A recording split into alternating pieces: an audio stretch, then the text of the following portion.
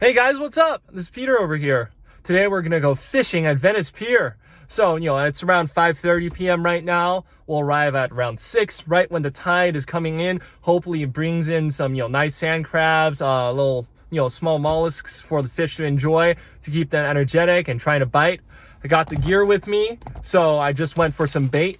I got some calamari, got some shrimp, so we can test it out and see what the fish is feeling like biting today. And hopefully we're gonna get loaded on fish. I'll see you guys at the pier.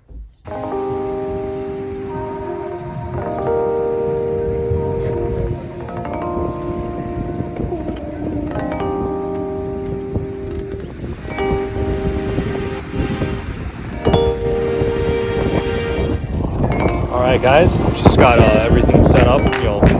We're fishing the surf. It's pretty close to shore. Using two different shots. One's like a speaky rig, smaller hooks. The other one's just, bottom rig with a 6-ounce sinker. Switching through the baits and seeing which one works. As the tide kind of was rising, I was switching spots to the end of the pier and actually saw a sign that I used to never pay attention to.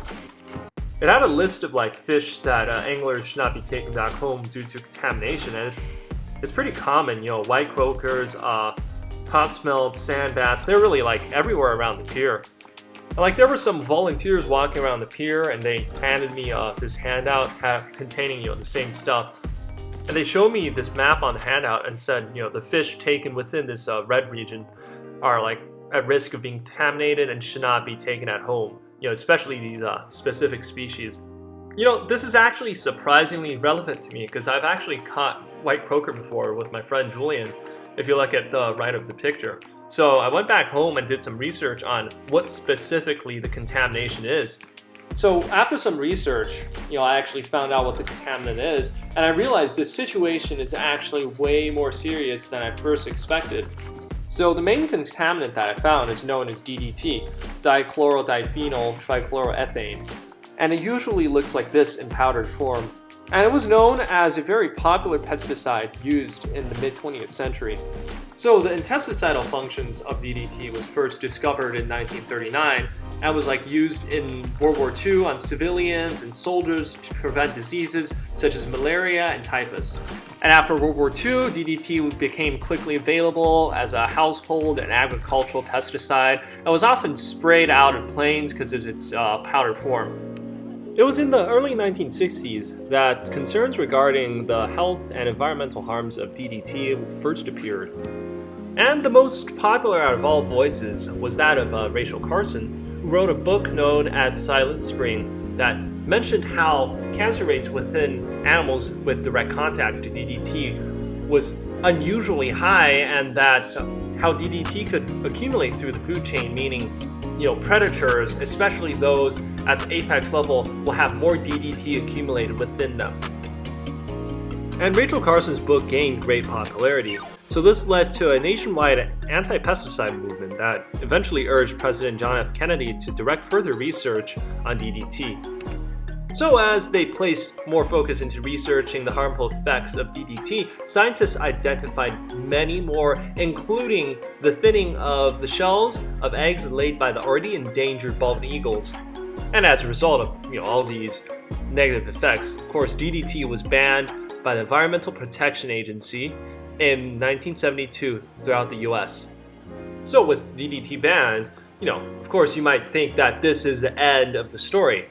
However, this is just the beginning of a much more severe series of chronic problems.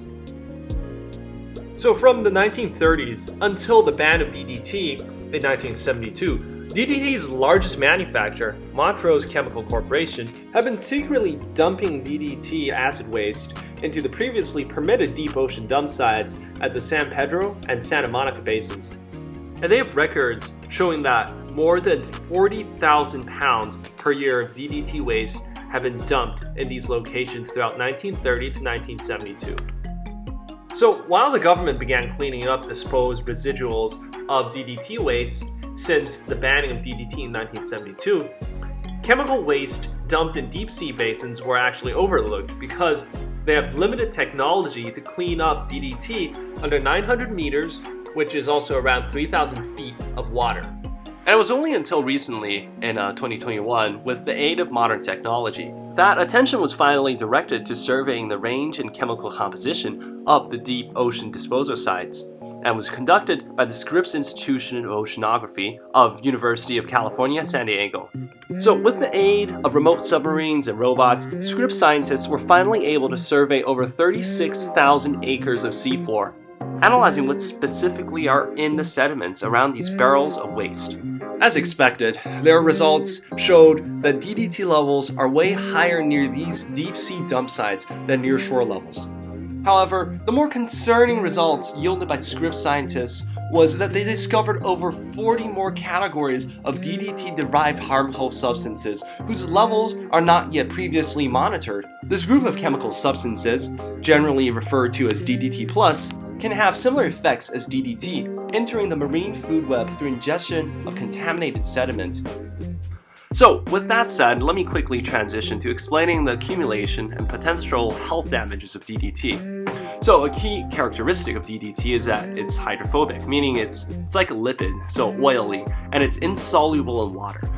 So after being dumped, DDT stays within the ocean sediments below water. Organisms such as white croaker, which are like bottom feeders and have high oil contents in their meat, will accumulate large amounts of DDT in their bodies throughout their lifespan. And as they are consumed by other predators such as sea lions, which also has a great deal of blubber inside them, this will lead to higher accumulation of DDT up the food chain. And for common fish that we would normally catch at the pier, beyond white croaker, other categories of harmful bottom feeders include the sand bass and the top smelt. So, by analyzing the meat content and feeding habits of these species, the California Department of Fish and Wildlife has created a geospecific list of fish that are safe and unsafe to consume. So make sure to check their website of the official regulations of your region to make sure that you're taking home safe fish to consume. So the challenge of researching the impact of DDT on humans is that it's very hard to track humans for like 20 years, such a long period, and it is very challenging to isolate the effect of DDT specifically among everyone's different living habits. So research has been focusing more on organisms. So since 1979, a specific cancer of epithelial origin was first diagnosed in California sea lions at the Marine Mammal Center.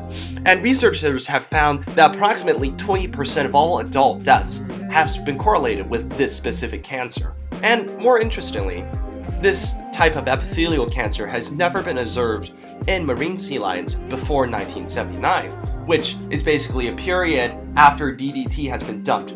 Specific emphasis has been placed into the research of sea lions because they have such similar habits and body systems as humans, so they can be great model organisms for predicting the effects of DDT on humans. Although there has not been concrete evidence showing that DDT leads to an increased risk of a cancer as shown by the NIH, we are still greatly concerned about DDT because it stays forever within an organism's body, specifically within the fat layer, and can be passed down through generations. So, by consuming DDT, we're basically guaranteeing exposure to the next generation and potentially having them suffer from the unknown long-term effects. Of course, at this point, I think it's still very important to recognize the great benefits brought by the application of DDT, such as a drastic decrease in malaria rates in African countries. But the lesson that we have to learn is to make sure to be aware of long-term effects, so making sure that it is completely safe for future generations before dumping DDT into the open sea. To remediate the current situation of having large amounts of DDT plus contents within the ocean beds of California, Dr. Jack Gilbert and Dr. Paul Jensen of the Scripps Institute has conducted research on the sediments of the San Pedro Basin, trying to identify microbes that can potentially degrade DDT into less toxic chemical compounds such as carbon dioxide. However, there has not been any species being identified that could achieve this result. So, as fishing enthusiasts, what could we do to potentially contribute to this cause to ensure that we will be able to, in the future, bring back home delicious fish to consume?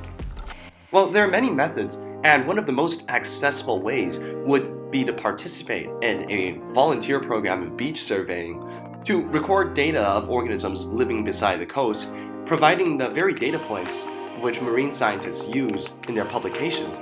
Other opportunities also include volunteering positions organized by the California Department of Fish and Wildlife at the Back Bay Science Center at the Upper Newport Bay Ecological Reserve. Links with information regarding these opportunities will be put in the description section of this video, and I highly encourage you guys to check it out. I'll try to update it with more recent information every period of time. And finally, in consideration for your guys' own health and the health of the next generation, I strongly recommend practicing catch and release on species that are susceptible to pollution at your region. So please follow the directions of these signs with fish species on it at your local pier or beach. Hey guys, it's like 11 p.m. now. Didn't really catch much because, there just weren't bites today. I tried different parts of the pier, didn't really work out. So did people around me, didn't see any catches. But, that's fishing. Some days you're lucky, some days you're not. But yeah, I mean, thanks for watching this video, guys. Thanks for all the support. Hopefully I'll be lucky enough next time.